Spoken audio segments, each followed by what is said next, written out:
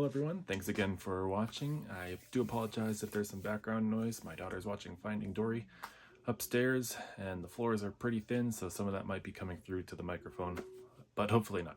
Today I wanted to talk about my Ruger Mark IV pistol.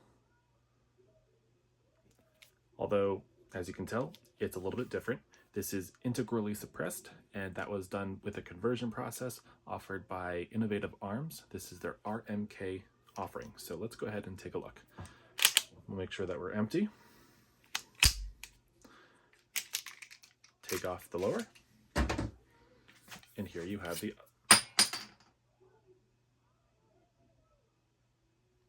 My bolt just went flying.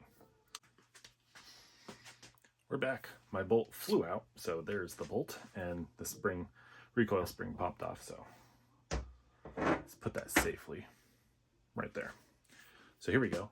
I'll try to make it so it focuses. Here is the Mark IV upper. Can you see that okay?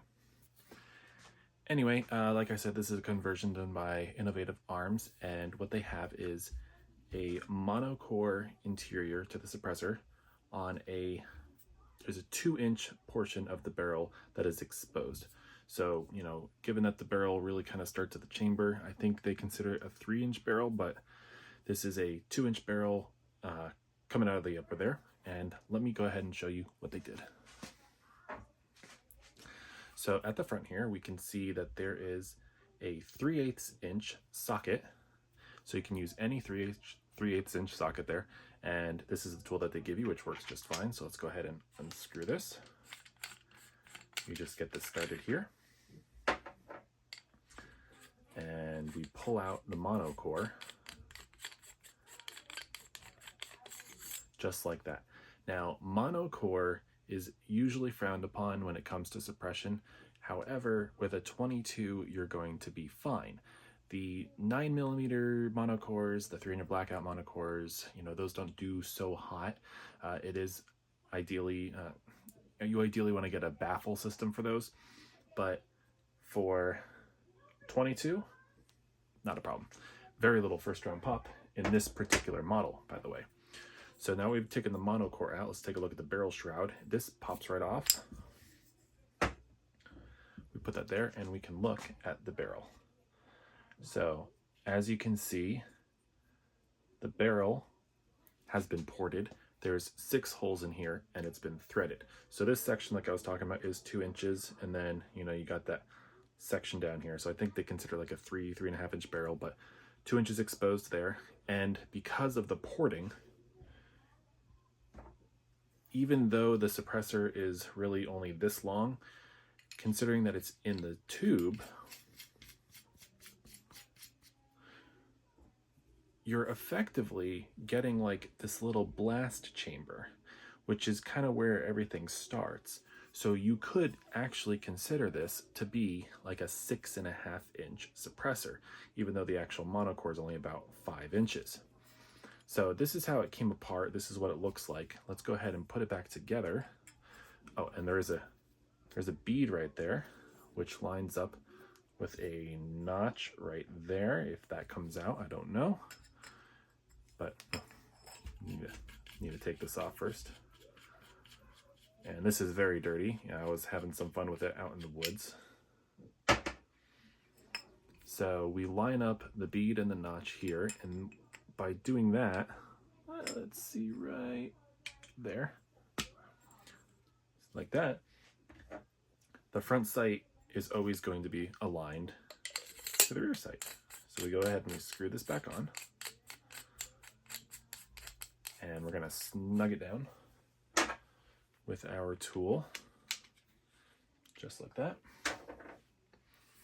And that looks pretty well aligned there. This doesn't really need to be aligned. I mean, the core will be a little bit, you know, different every time you take it apart if you don't snug it down to the exact same part every single time. But for 22, I'm not a precision shooter. It doesn't really bother me all that much. So let's leave this open now. I'm not going to put it back together.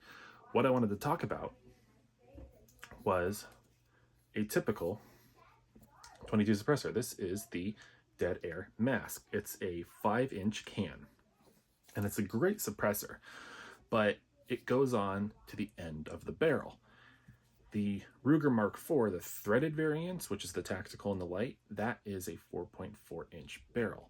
And when you add the additional 5 inches, 5.1 according to their website, on top of the 4.4, that's 9.5 inches.